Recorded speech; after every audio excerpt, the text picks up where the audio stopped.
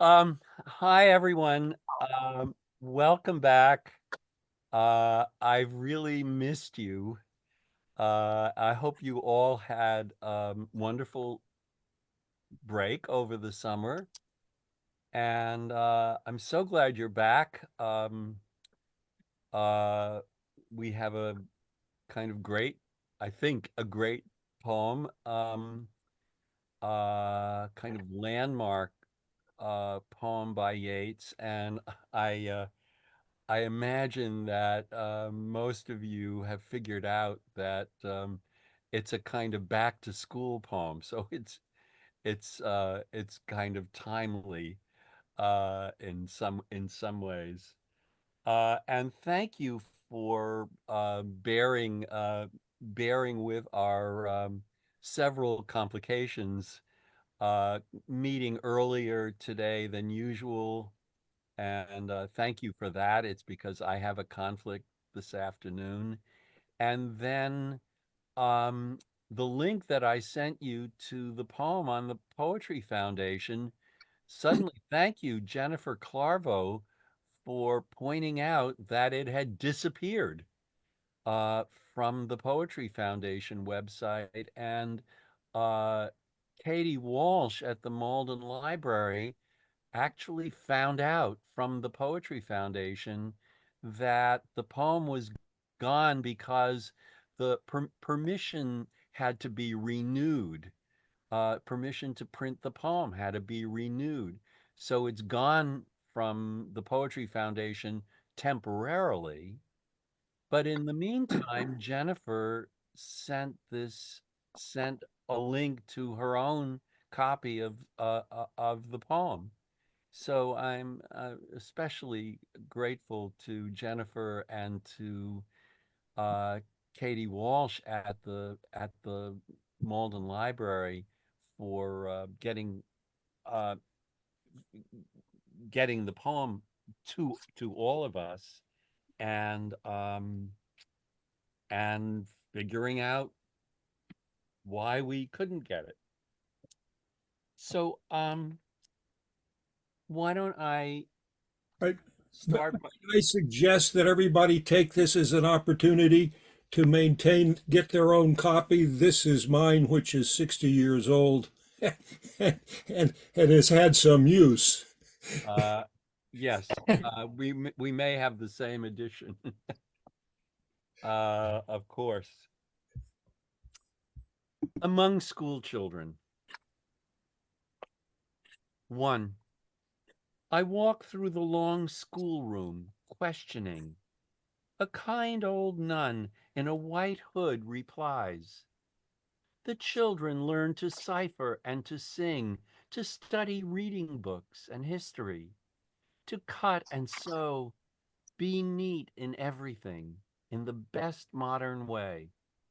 The children's eyes, in momentary wonder, stare upon a 60-year-old smiling public man.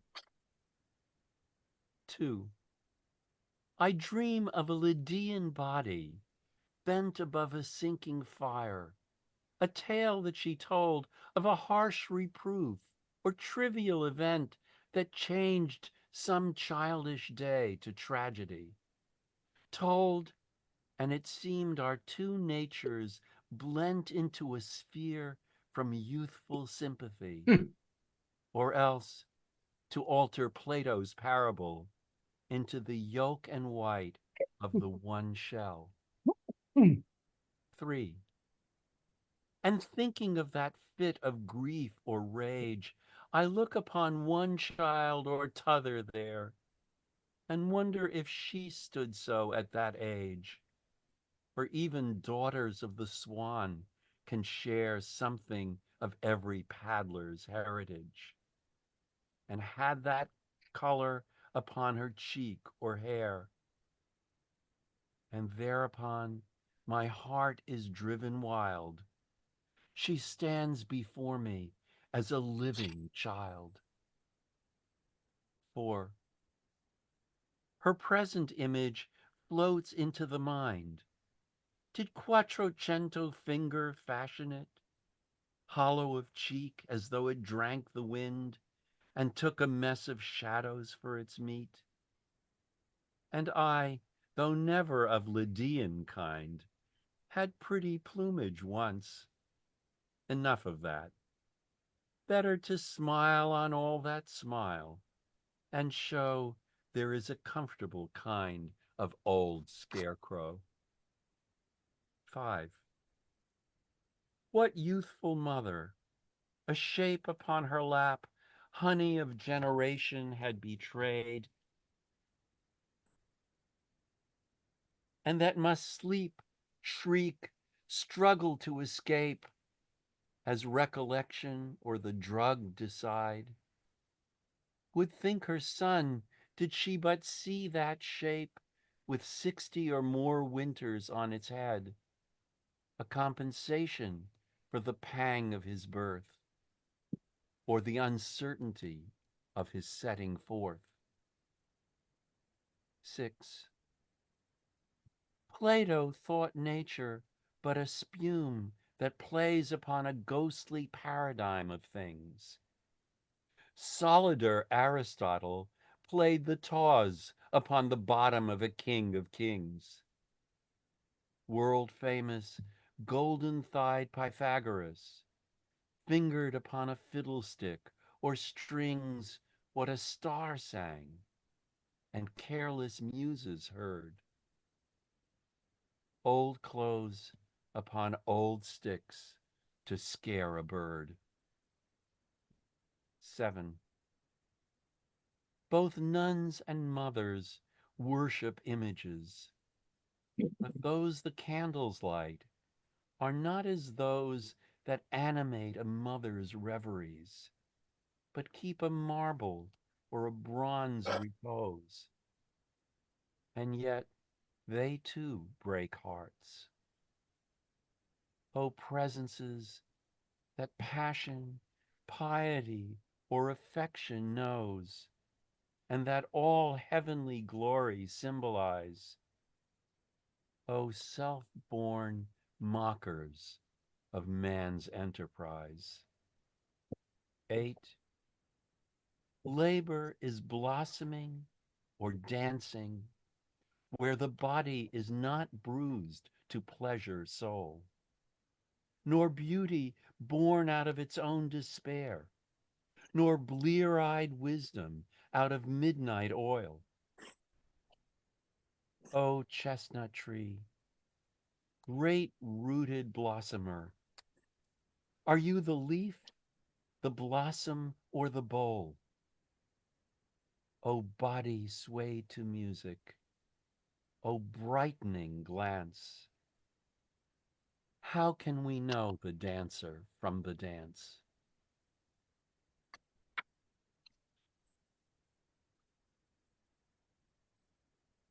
Um,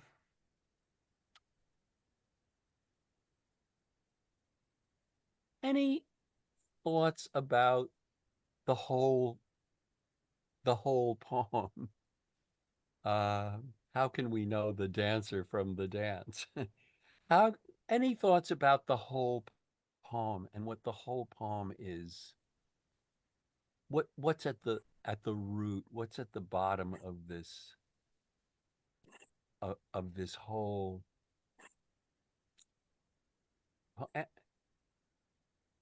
when?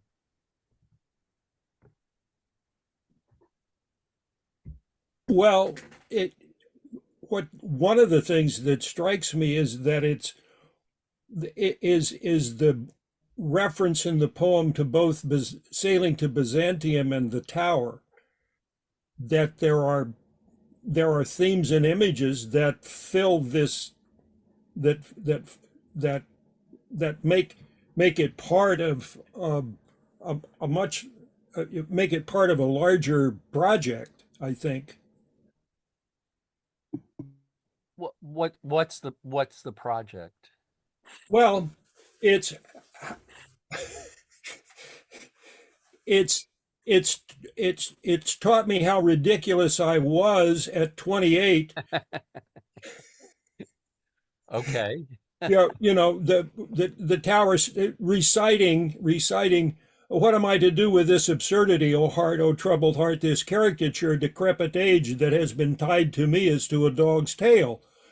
At 82, that means a whole lot. That means very, didn't mean anything to me when I was 28, and I didn't know it didn't mean anything or what it meant. Right. There's the reference to the scarecrow. Uh, uh, an aged man is but a paltry thing. Uh, what is it? Tattered A coat upon. tattered coat upon a stick, unless soul clap its hands and sing and louder sing. I mean, this is what Yeats is trying to do, is trying to make his age in contrast. He can no longer be a lover for any of these girls. He's too old. He's too old to have the passion that they represent to him. Hmm. And, Thank and you. to Yeah. say it as wisely as he does is may I absorb some from the poetry. Thanks, Wen. Thank. And other thoughts about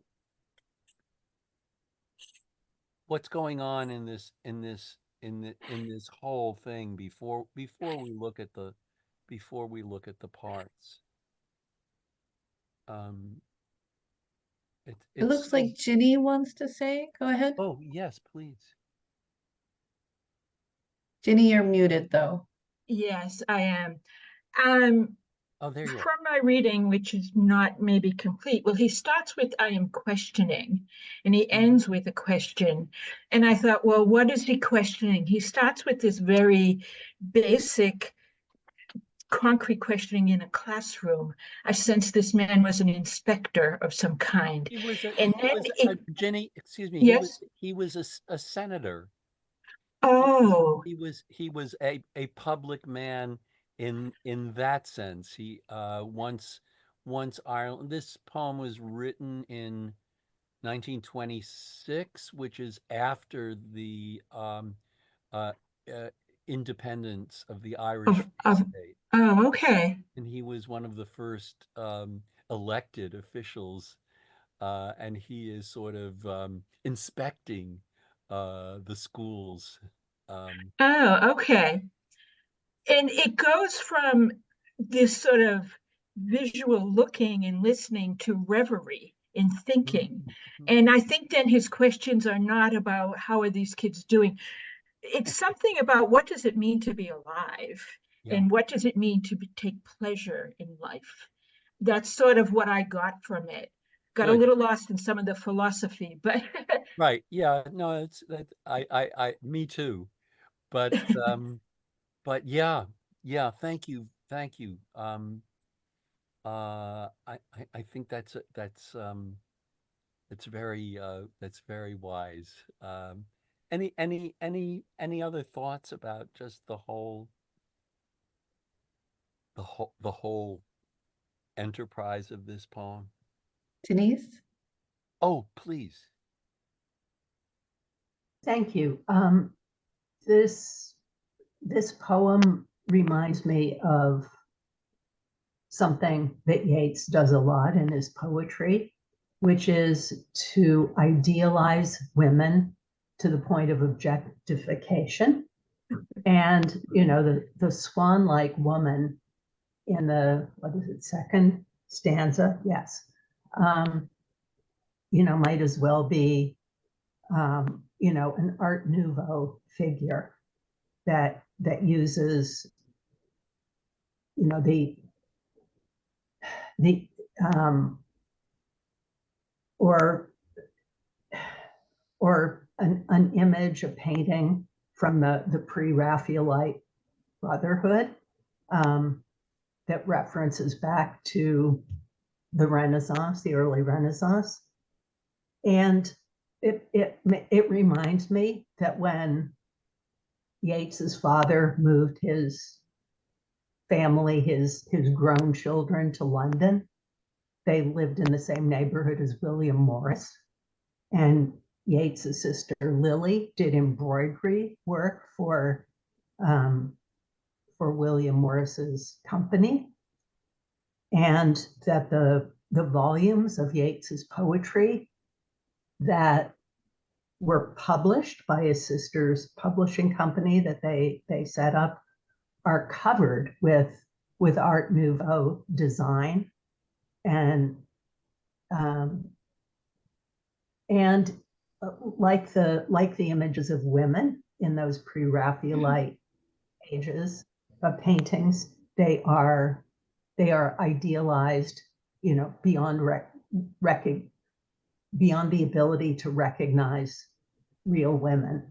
And this is why Yeats over and over again, uses sort of not stock character exactly, but references to women out of classical mythology or history or myth, who are not really real women. The way he kept referring to Maud Gonne as a Cleopatra. Anyway, that he does this a lot, and the swan-like woman seems to belong to this same class of idealized women or characters he makes up, and that prevents him from seeing what real women or girls are like. Anyway, I've gone on.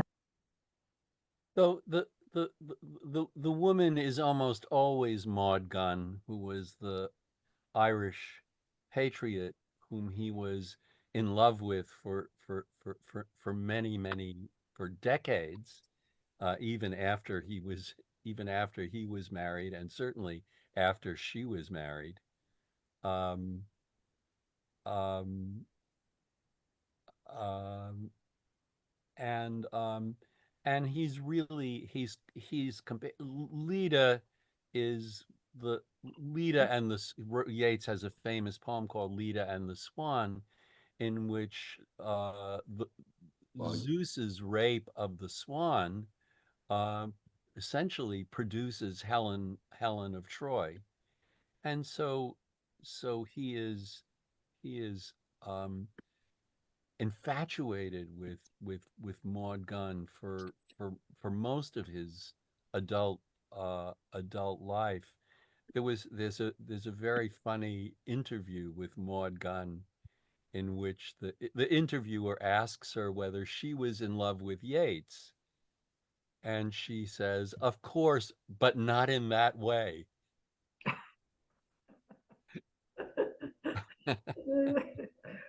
um, Any other thoughts about the?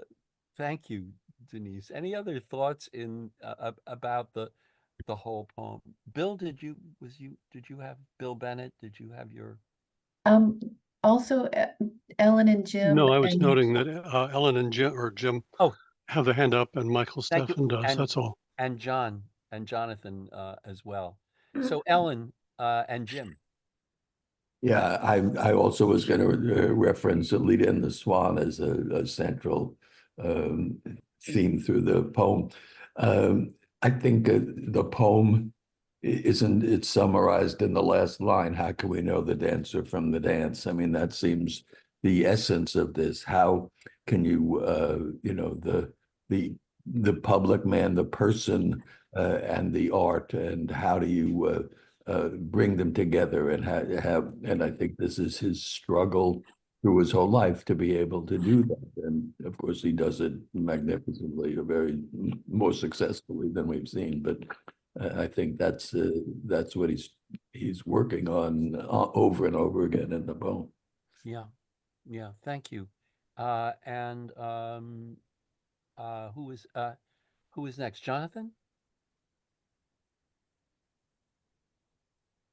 I was just a little confused for a second about the swan is Zeus, right? Leda was Yeah. in human form.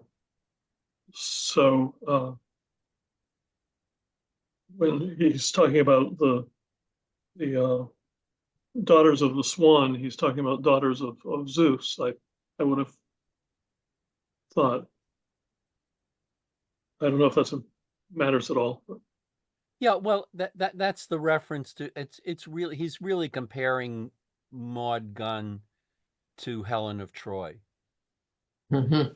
and just oh, talking about how beautiful she was, how infatuated he was with her uh, when he was young and still is. And um, yeah, I think that's the reference. Who Um, oh, Bill? Bill is next, and somebody else had their hand raised, and Yeah, I missed it, and I me, apologize, so please me, jump in, and then Chris is next after okay, Bill. okay, Bill and then Chris. Just parenthetically, uh, Zeus and Leda had another daughter who was Clytemnestra, uh, with Yeah, quite, a different but equally lethal outcome, right. or maybe more. Uh, Indeed, the indeed. the other thing is he's pretty explicit about the Platonic aspect of this, Yeah. whether there's some kind of ideal sort of betrayed by the flesh.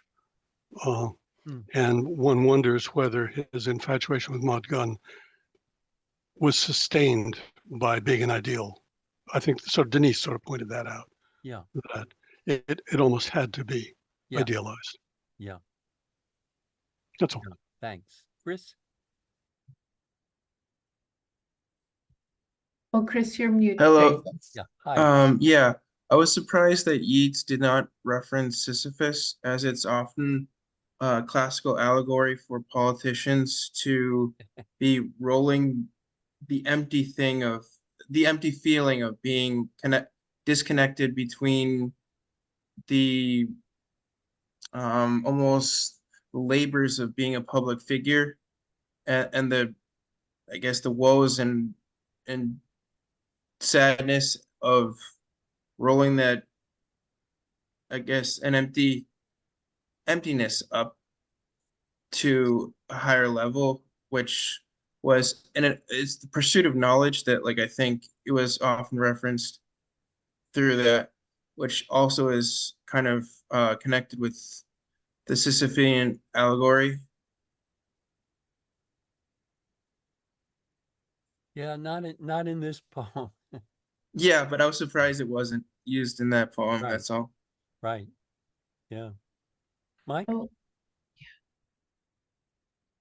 Well, I think in a general way to speak about the poem as a whole, the Leda to me is the symbol of what is sort of the opposite of political. It's the very private individual and what that individual undergoes in the way of an assault from culture, which is an alien or a bird-like thing that overcomes you.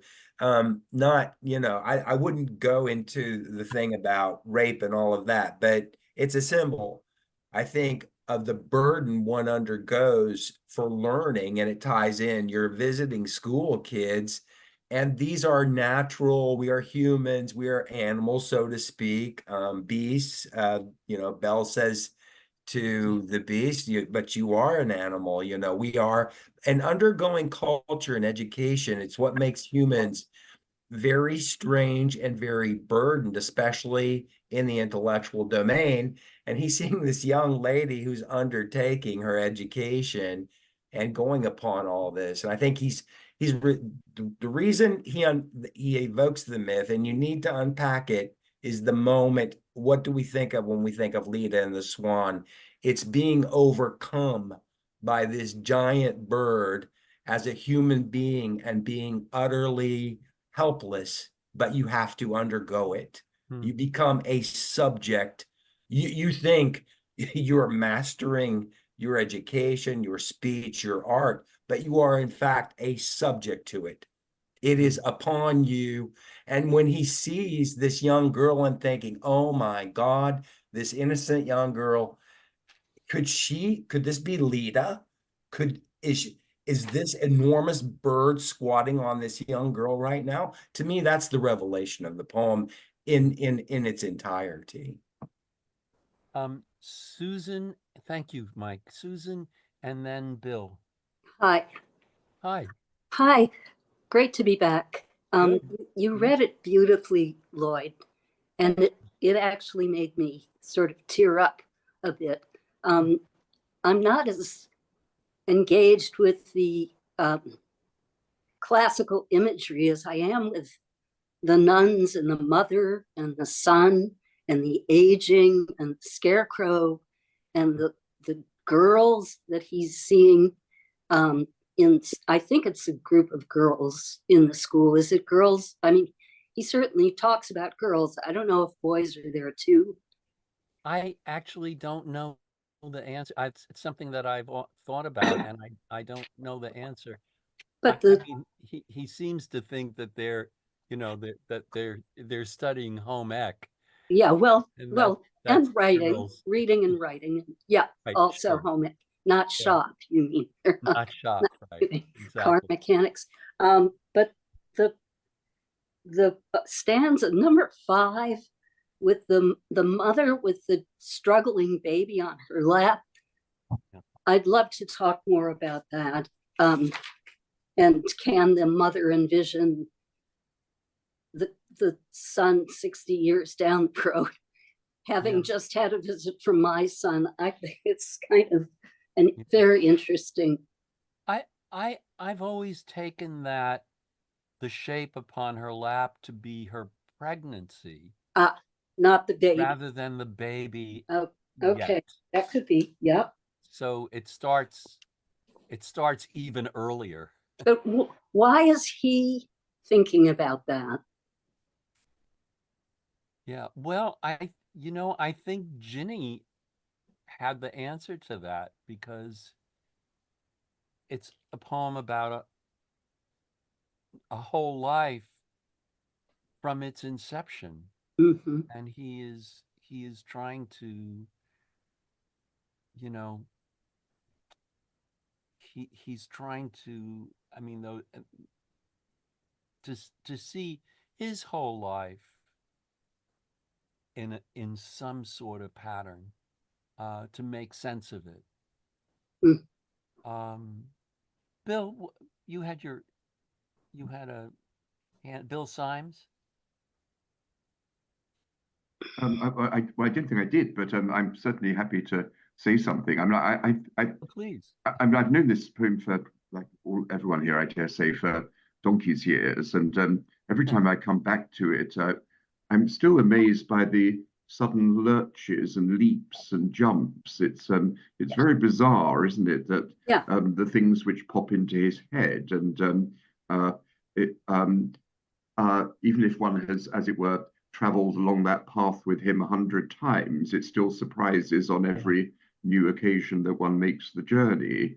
Um, I mean, even the first such jump. Why does the thought he's doing his public duty as a senator in I think a girls' school in Waterford, according to Dick Elman and others. But Uh-huh. Suddenly he's looking at these little girls as they do their sewing or their sums, and suddenly the thought of Maud Gonne pops into his head, transformed into leader, and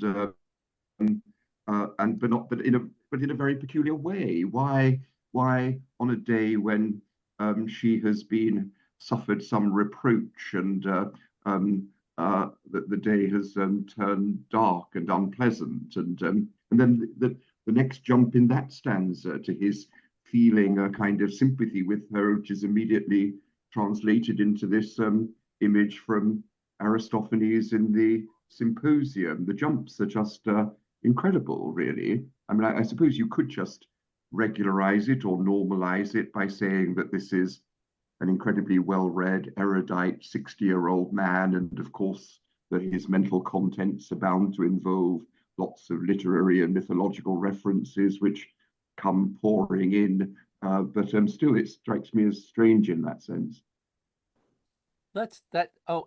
Denise, you have you.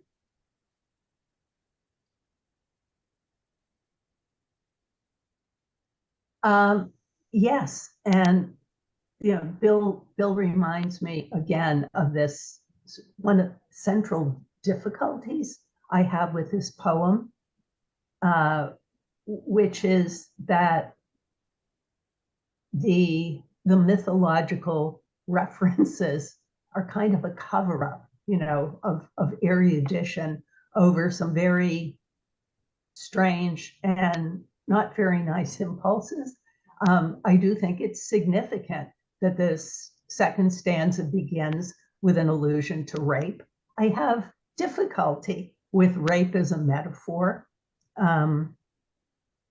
especially in a classroom full of girls, which they, having attended Catholic school, I would say they would have been exclusively in this classroom. And, and I also remember that Yeats pursued and proposed several times to Maud Gunn's daughter once she was 18 or so, and that Yeats, in his older age, had himself injected with extracts of monkey semen glands. to keep his youth. Yeah, and I don't know.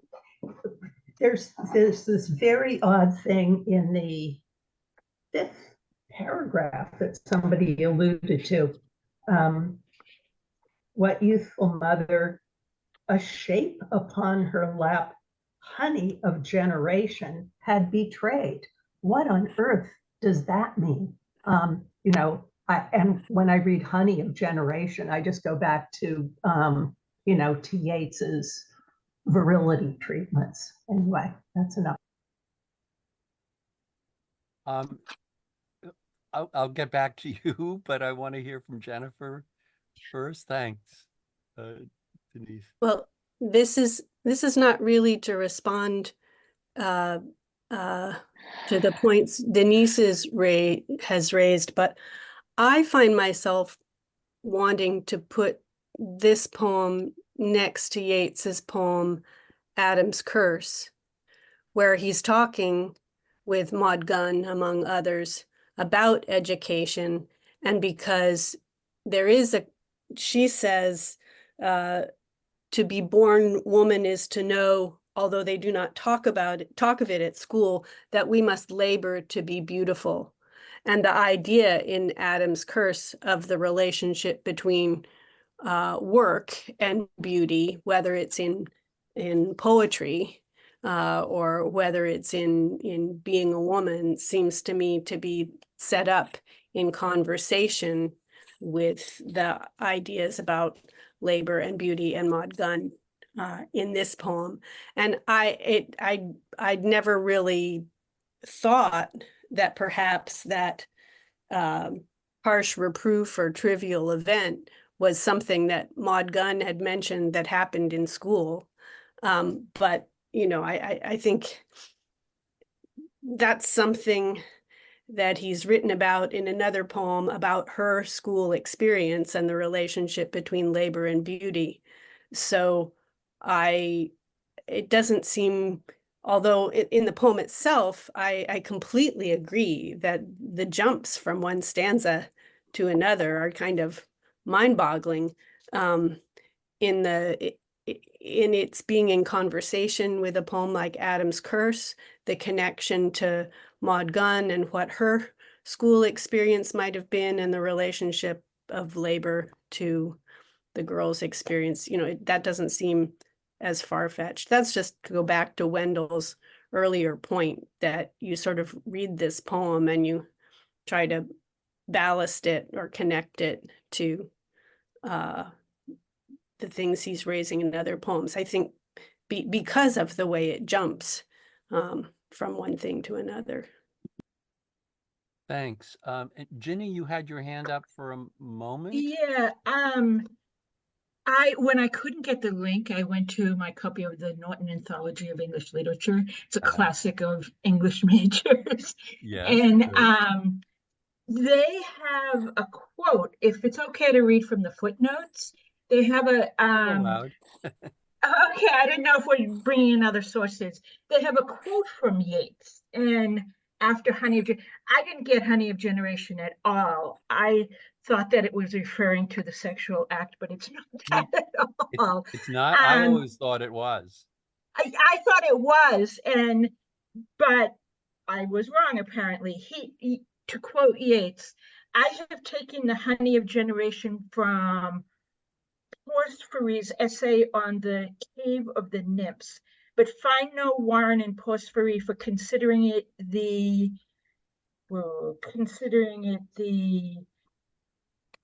thing, I'm not sure about that, that destroys the recollection of prenatal freedom.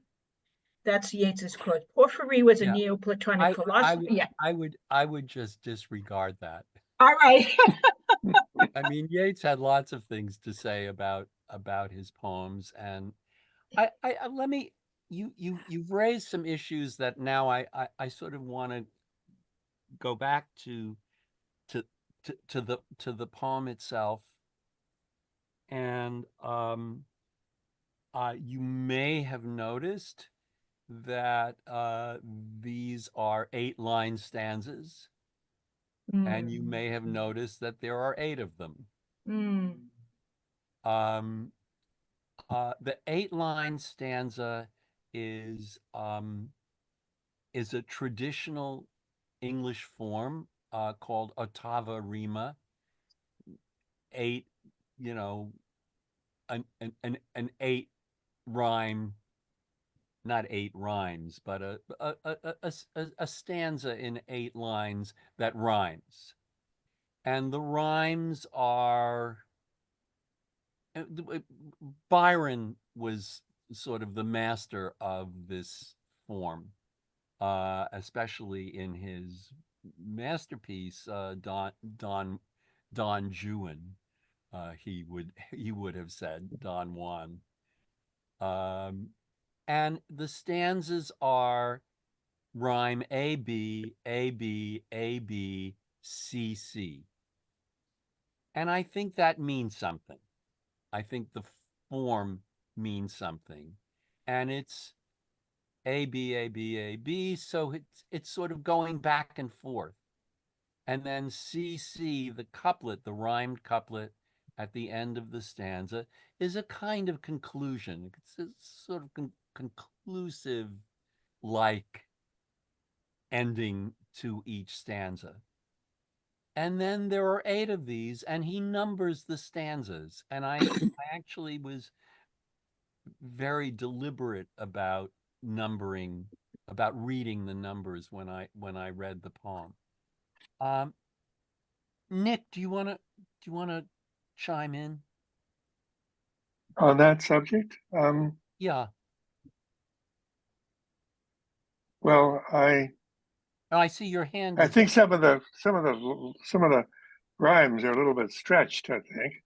But of course, I was going to say that the rhyming last 2 lines are similar, or same really, as a Shakespearean sonnet. It always ends with a double, 2 last lines rhyming, sort of summing up. Yes. And I think that may be what's going on here. Yeah, and let me just say, what you call a stretch, I would call an off rhyme or a half rhyme. Okay, that's true. And that one of the things that Yeats is doing in this poem, which is really a fairly late poem for him. He's well into his 60s, and he acknowledges that. But he's become a more modern poet in his older age, and which means that he is free. The rhymes are a little freer. They're not so, I mean, this isn't like Byron, who really kind of every couplet, every pair of rhymes at the end of each stanza is a kind of joke, is a kind of punchline. And here the form, it's a real form, but it's also very flexible. And and that these and that, you know, in a way, if you think about comparing this poem, say, to Keats's odes are very coherent in the way they move from stanza to stanza. And here, this is really a kind of stream of consciousness that he is the way going into this classroom as a public figure suddenly triggers in his mind a story that Maud Gunn told him about her childhood. Very painful story. We don't know what it is. A harsh reproof or trivial event. So, but it's something that she remembered and that he remembers, and that he was in love with her, and and that this painful story that she has told him about her childhood blends in with his sense of his own childhood, and that there was this, I mean, I think one of the things that made him love her, or that was connected to his being in love with her, was that they shared this childhood story, this painful childhood story, and they became almost a kind of single figure in their common memories of each of their childhoods, these painful episodes, which we've probably all had one or another. Um, um, and that I want to I think an interesting word in this poem. Just a second, Nick. Uh, Okay. uh, uh, an interesting word in the poem is t'other, one or t'other there, and I think it's a word. What's that word doing there? Um, I think you wouldn't find it in a dictionary. Um, but what does that suggest about the language of the whole poem? I mean, I don't know. Maybe I'm pushing this too much, but it's a very colloquial word. It's a sort of spoken word, um, rather than a dictionary word. Well, it's real common below the Mason-Dixon. Sure, but Well, it's not it wouldn't be in a dictionary. It would be No, just the way people talk. right. And I think that's what he's getting at. I mean, that the whole poem, for all its philosophical references and kind of poetic allusions, it's also his mind talking out loud on the page, talking in the in this in this verse form that's really both a very traditional verse form, but that he is dealing with quite freely in these off rhymes, and the way his mind is moving. I mean, it's so much a poem, but it's also this this series of thoughts, some of which are really quite disconnected, even radically disconnected. And yet,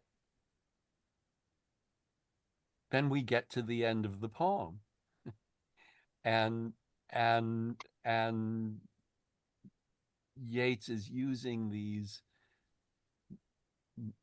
what have become sort of memorable images for a life and a life in art.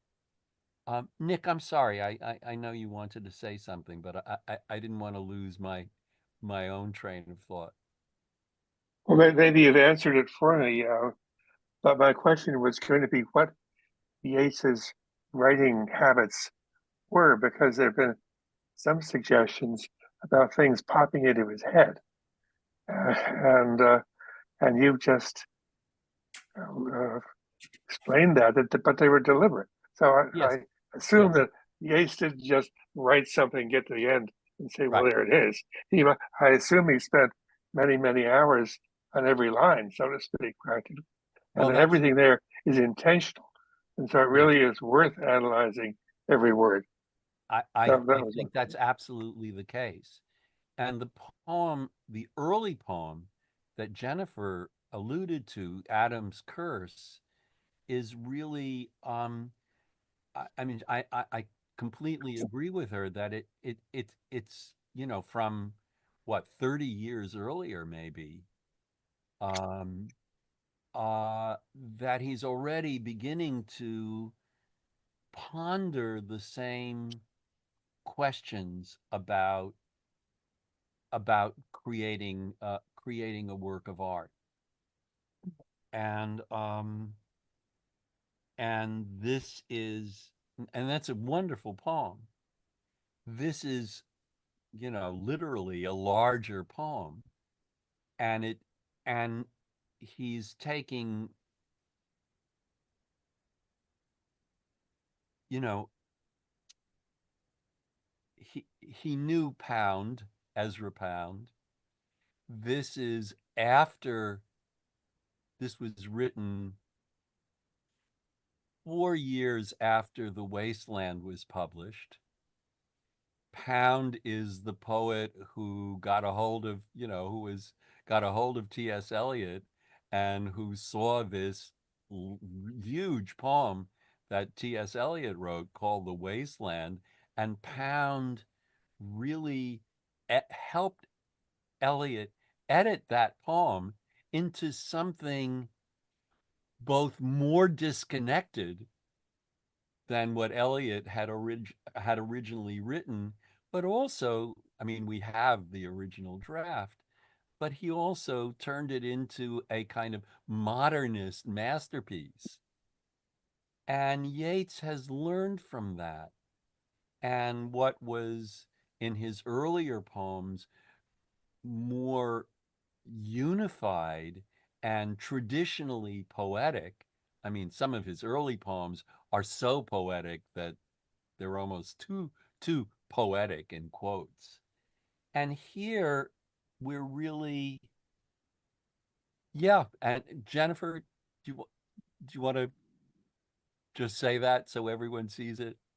Yeah, it was just to say Pound went to Yeats and offered to work as his sort of secretary. And I mean, they talked about these Yeah, these concerns too. right. That's so it wasn't just seeing the influence Right. elsewhere. That's all.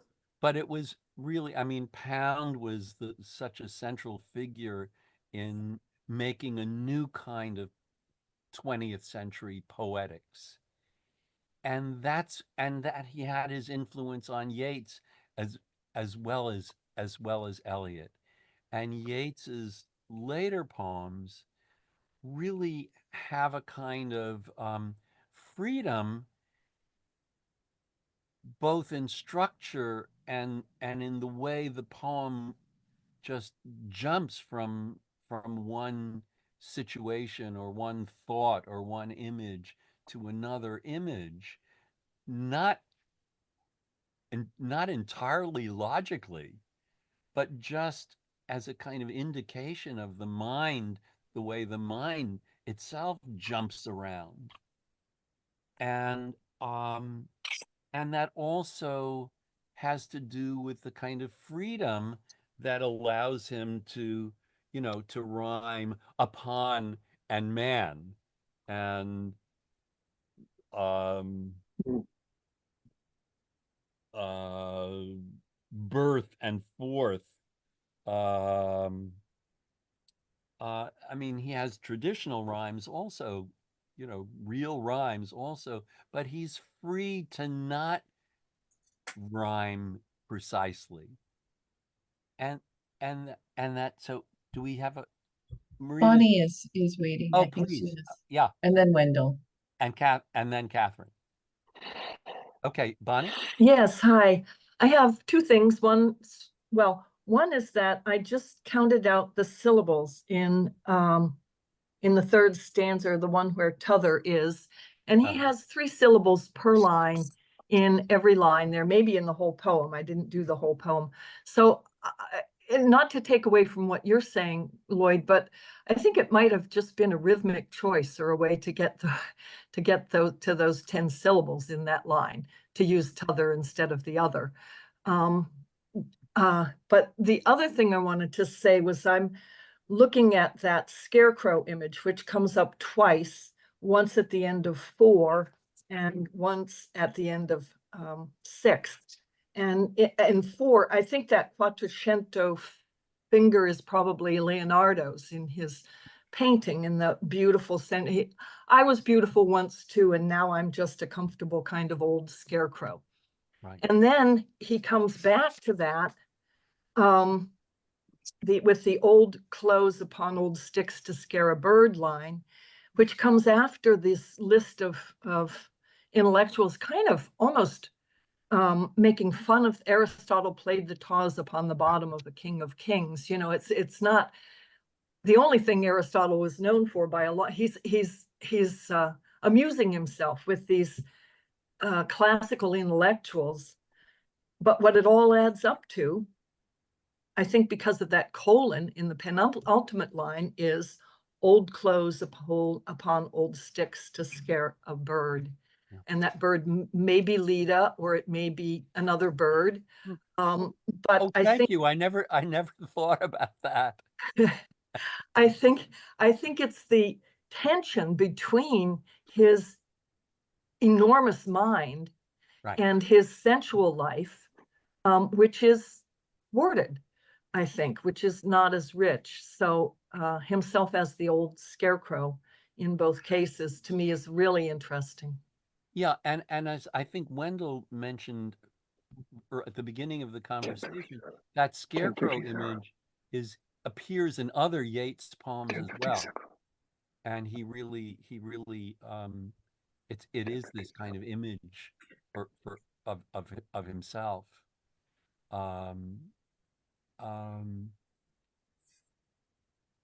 Yeah, the t'other, I mean, you're right about that, but he could have come up with something else to fit the rhythm. You're quite right. There is a definite rhythmic undercurrent. It's very loose. It's very conversational, but it's also very specific.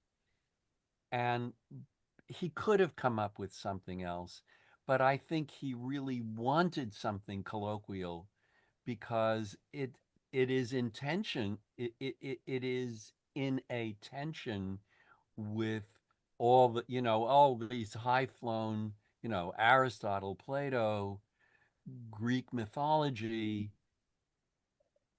He also knows that there's something,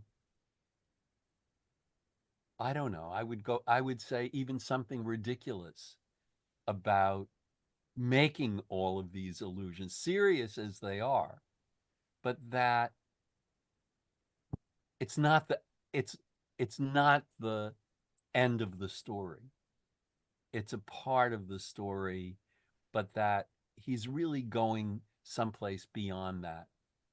And he's going to that chestnut tree and the dancer at the end of the poem, which are the sort of, seems to me, are the most crucial images in the poem. They're also the most famous lines in the poem, and you're not you're not surprised that it's such an amazing ending. And I'd like to talk about that in a minute. But was it when and then Catherine? I think I've lost. Yes, I Go ahead. here's the I wonder about this being the central question, being a tension between Yeats and his mother. A recollection, would her son, did she but see that shape with 60 or more winters on his head, a compensation for the pang of his birth or the uncertainty of him setting forth? That is, how many conversations would he have had with his mother about she would prefer grandchildren to all of those poems? And what the tension between art and the regeneration, art and having a next generation, because if we don't have a next generation, there's no more art. That's essential. The education of children and what it's worth. What do we, everything. I mean, I just want. That's just the question I ask. Yeah, I think it's more general than that. I mean, you may be right, but I think of it as, what would any mother imagine about her child becoming old? And the I think there's a tremendous poignance in that. Catherine, what? Oh, I had something very small. When you were talking about t'other, the word in the stanza before, blent, seemed to me a pretty forced word. And so maybe it was common in the time, but I think it's a funny word. And sort of to contrast, okay, I'll make the rhyme, I'll make it perfect. I'll make up a word and it'll be fine, rather than t'other, which is just common usage.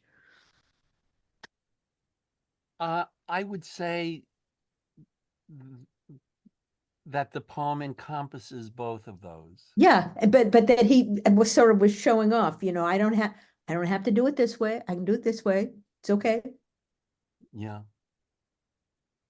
Yeah, I mean, it would have been blended, would have been the more natural word, but I just, Too many syllables. yeah, it's too many syllables and doesn't quite rhyme, but I think it's a legitimate word. It's Yeah. interesting that it stuck out for you.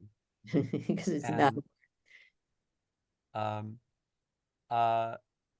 But yeah, I mean, but I think your larger point is that or what I would distill from your larger point is the way the poem encompasses both the very traditional rhyme and form and meter, and also something much more modern, conversational, improvisational.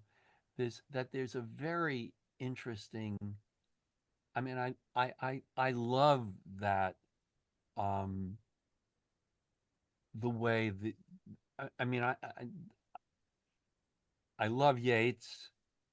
No. I even like his early poems, but I think these later poems are just are really amazing and thrilling, because he oh,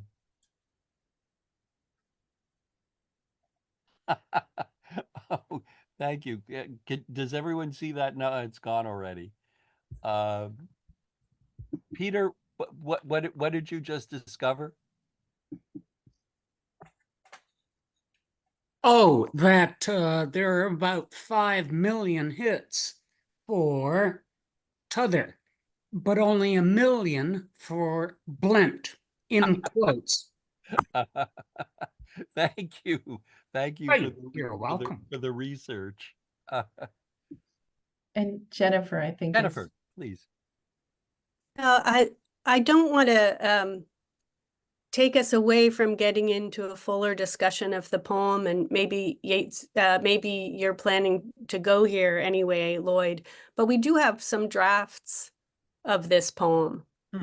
And they're working drafts that mostly start with that tricky fifth stanza. And the suggestion is that that was the first stanza that he worked on, because the notes do not begin in that form. That's not unusual for him. He would work sometimes with prose and sometimes just with lines. And this too, he's written out some lists of rhyming words, and he in the first versions of this stanza, it's clearly a baby on his lap and on the mother's lap, and then he changes that to make it be the baby in the womb, and so on. And he arrives at the choice of the ottava rima stanza while working on this. But so it is probably the first stanza of the poem that he wrote and then went back to begin it. And in the same notebook where he's drafting it, he does have a kind of prose musing about what his life has added up to, and what his, he says, I think of my grandfather and grandmother to whom I was so much. And as I look in the glass, as I look at old age coming, I wonder if they would have thought it worth the bother. What have I that they value? I think of my father and mother and of my first coming to their house. What have I that they value? And so on. So these all feed into the poem, and then he works from that other stanza into beginning in a different place and ending in a different place. And it's really the kind of pivotal stanza in the poem. That's so interesting. And I wanted to say a tiny thing about t'other and blent. That for me the point is just that the poem encompasses the range of diction. So blent, which is kind of Shakespearean and belongs with the Lydian body and the philosophical language, but t'other, a residue of childhood speech and conversational speech, and what it means that the poem goes back and forth between those poles, as it might between one's different way of thinking. What kind of language does a memory carry you into? What kind of language does a philosophical discussion carry you into? And how are they both appearing in this poem? Yeah, totally agree with that. And Denise, you found that blent was in George Eliot.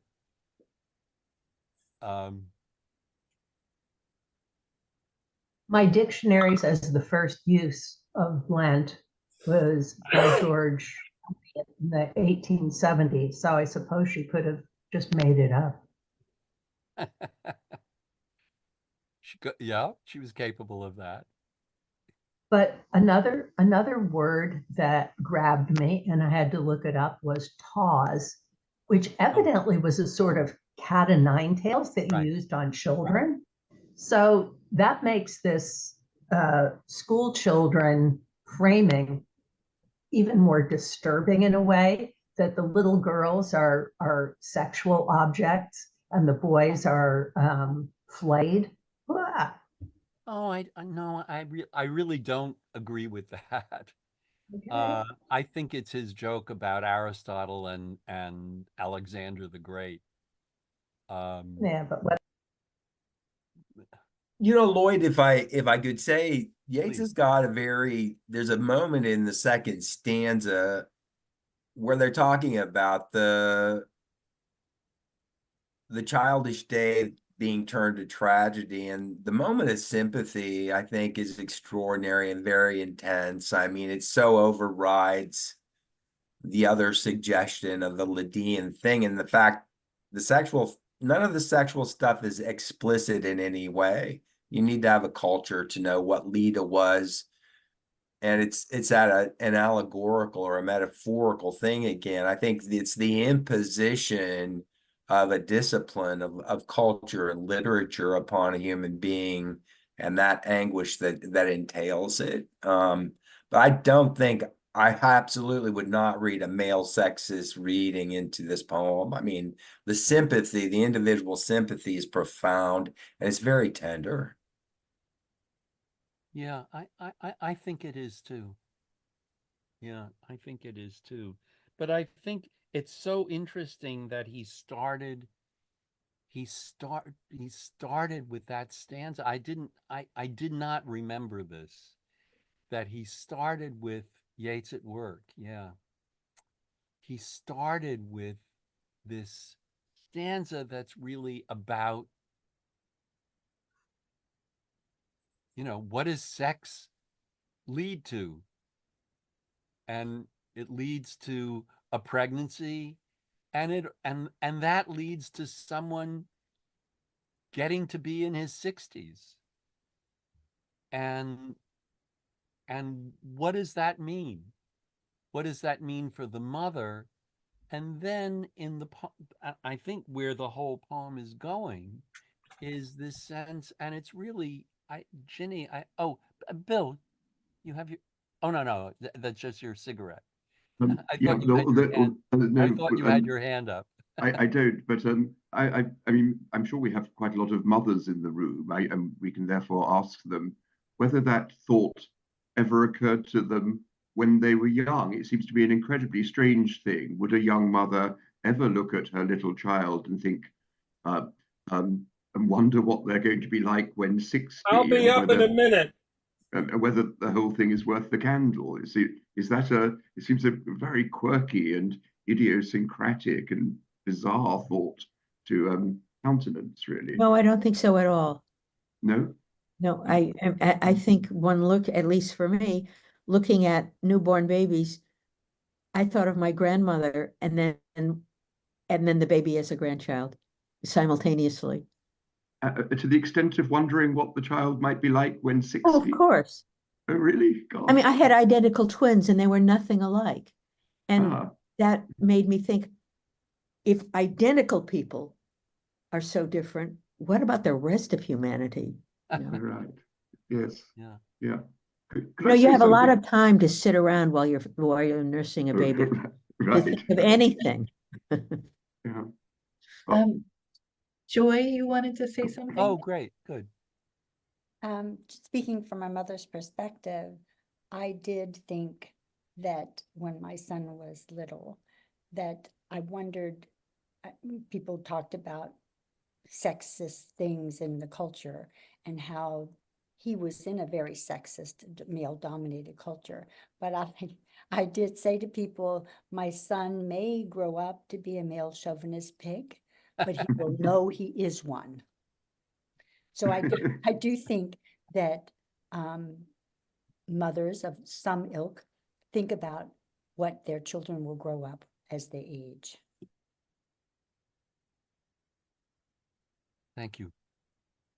Can I come back, Lloyd, to the question of, well, I mean, you put this thought in my mind by introducing the Wasteland and Pound editing the manuscript. And obviously the Wasteland aims at a kind of epic inclusivity. And I think the early title was a line from Dickens, he do the police in different voices, where police faintly echoes polis, almost as if you try to somehow encapsulate the whole polis, but in a polyphonic way by using different voices. Yeats here seems to carry over some of that aspiration to epic inclusivity, but to try and, as it were, bring the whole culture into a poem in one voice. And that's why I see, or that could be one reason why he goes back to, Greek culture and the opposition between, the idealist Plato and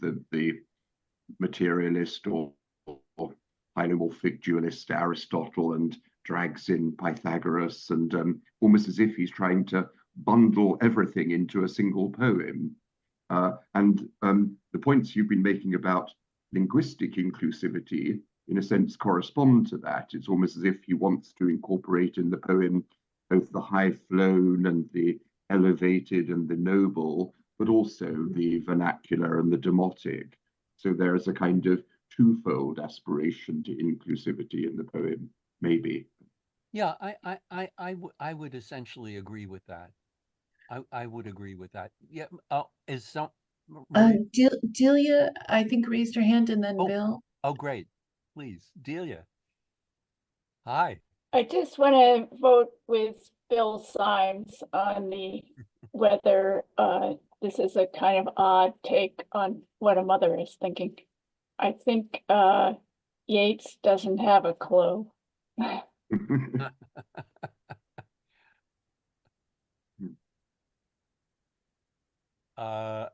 And oh, Bill Bennett. Yeah.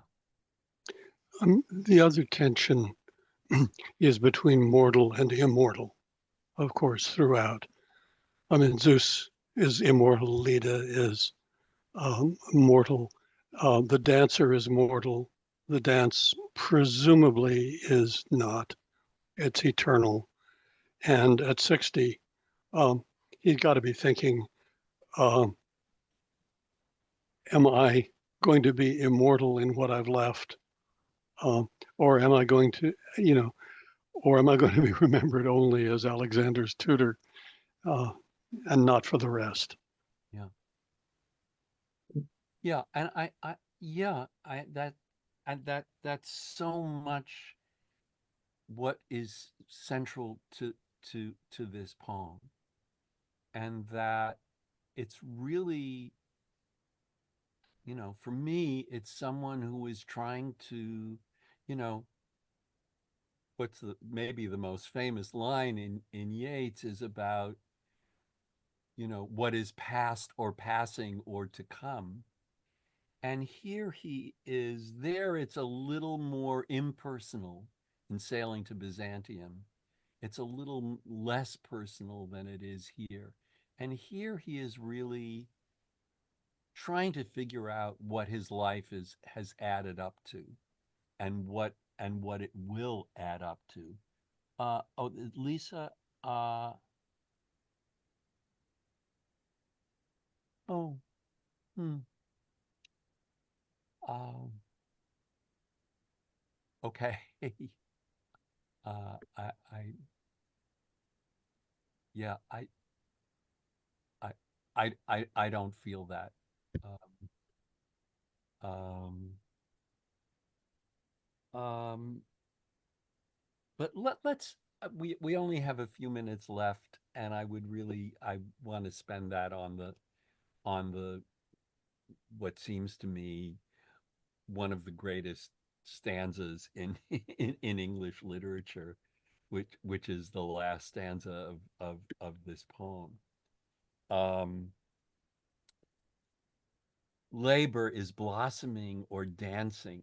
It's blossoming or dancing, where the body is not bruised to pleasure soul, nor beauty born out of its own despair, nor blear-eyed wisdom out of midnight oil. I mean, those lines, I have puzzled over. Gail, could you just say what you wrote? Me? Yeah, wasn't that you who? I just was thanking everyone for this dazzling conversation. Oh, good. Well, thank you. Thank you. Thank you. I thank everyone. Yeah. Um, as always, you bring up questions and teach me things about the poems that I thought I knew everything about. Obviously, don't. But I have to say I have puzzled over really just this, even the syntax of those first four lines in the last stanza. And it's those negatives. The body is not bruised, blossoming or dancing where the body is not bruised to pleasure soul, nor beauty born out of its own despair, nor blear-eyed wisdom out of midnight oil. And those negatives have such a, to me, have had such an odd kind of twist to them, and that in a way, I almost have to gloss over them in some way. I mean, I think I understand what Yeats is getting at, but that the syntax, this convoluted syntax creates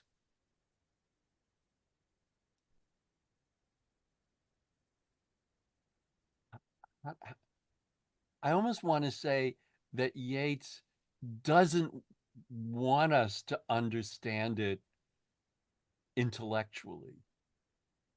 That he's sort of he's getting at something that's a kind of poetic truth and human truth that's almost that he almost can't put into words. So that everything, all these negatives, where is labor blossoming or dancing? Where is your work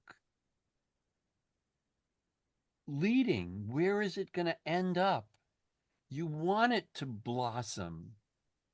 You want the poetry to blossom, the poems to blossom. You want them to dance. And that, what does it take? What does it take in a life to bring your work to the point, to bring your life's work to the point where it's blossoming or dancing? And that it's where the body is not bruised, nor beauty born out of its own despair, nor blear-eyed wisdom. And wait a minute, so what does it take? And then there's this leap to something, even a language very different from anything else that's been in the poem before. Oh, chestnut tree. Suddenly, he's not talking to us. He's not it's not even the sort of internal monologue, but he's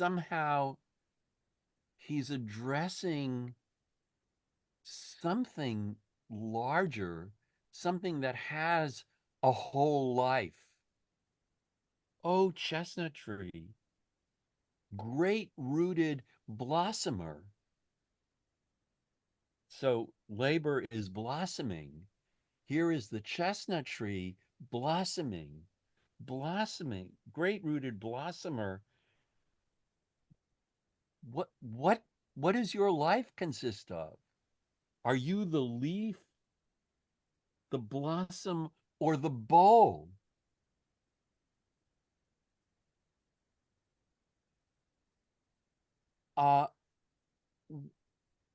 What is it that is the blossoming the whole story? Or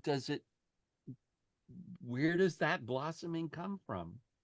Are you the leaf, the blossom, or the bowl? Oh, body, swayed to music. I just think this is so that swayed to music is just, I mean, it's so physical, it's so present, it's so beautiful. Body swayed to music. Oh, brightening glance. And I think brightening is one of the most inspired words. For me, it's one of the most inspired words in the poem. Oh, brightening glance. Bright, not bright, but brightening. And is it brightening for, is it the dancer's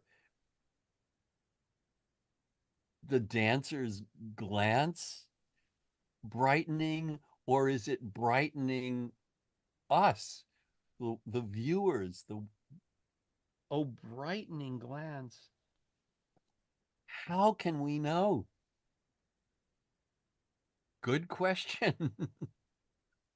How can we know the dancer from the dance? It's just, and the poem just leaves you